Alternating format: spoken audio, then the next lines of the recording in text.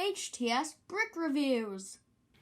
Hello everyone, this is my custom collectible minifigure series for Loki. Keep in mind that these were drawn before the WandaVision and Falcon and the Winter Soldier ones, so the quality is a bit toned down, and they may look more different. Here is the Loki from the ending of episode 4 and the beginning of episode 5.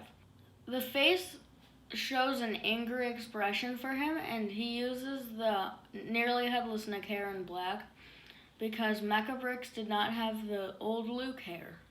The torso is simple and it has a TVA tie, and he has a cut on his right arm.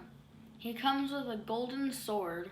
This is like a Lord of the Rings Hobbit sword, indicating the flaming sword. The legs are dark gray with some shoe printing, and I could do better, but I think it turned out pretty well.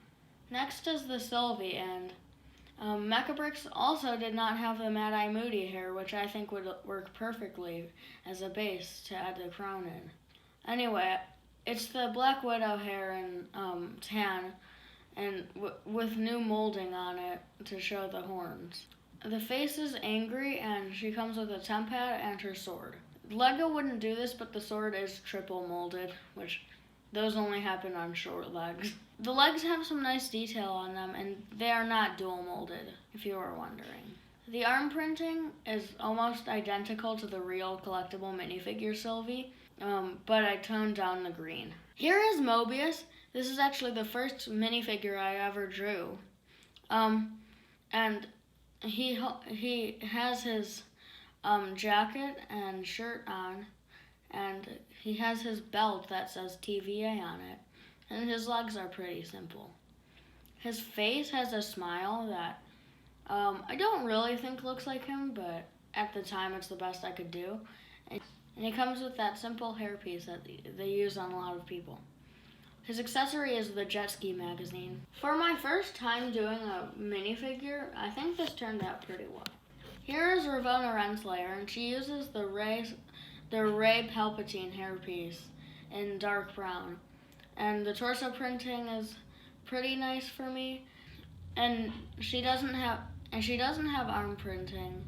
And her accessories are the pruning stick and Miss Minutes. Next is classic Loki, the true hero of the story. And he comes with dual molded legs with a little bit of printing and dual molded arms to show his gloves. The torso is based off of the Mighty Micros one because it works perfectly. And he has a Mandalorian cape in bright yellow.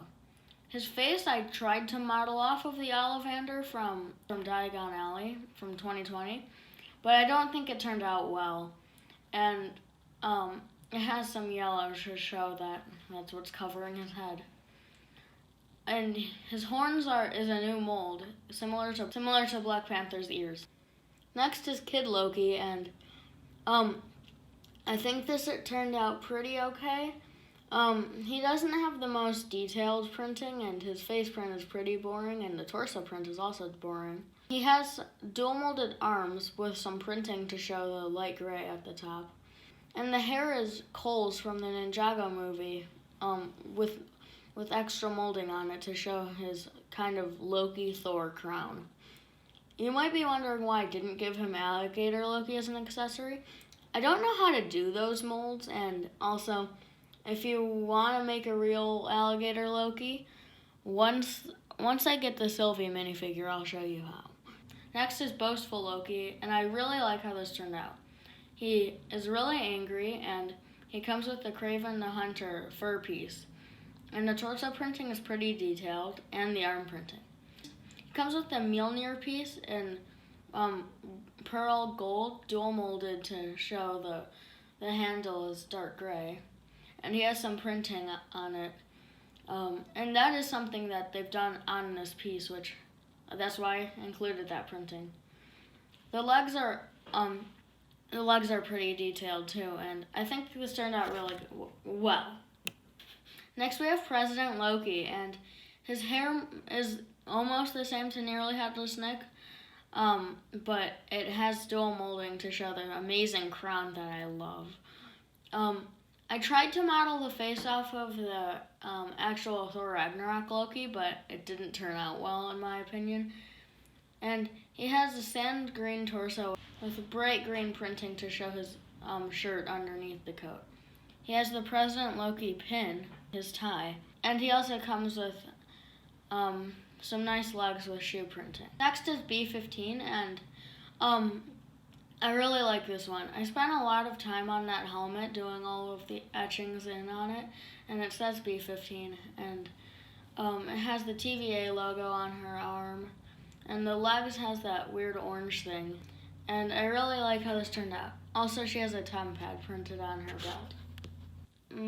Next is Casey, and he has the combed over hairpiece in black, and the face, I think I did a really good job on. And he has dual molded arms with his sleeves rolled up. He comes with a Minecraft head, signifying the Tesseract, although that is not my favorite piece that they've used for the Tesseract. It's the only one I could find. He has no leg printing, but he has hip printing, and I couldn't find a good picture of his legs, so I just gave him almost the same printing as Mobius. But the belt buckle turned out so huge. So, yeah, I really like this one. Here's my least favorite figure from the series, and I'm pretty sure you can see why.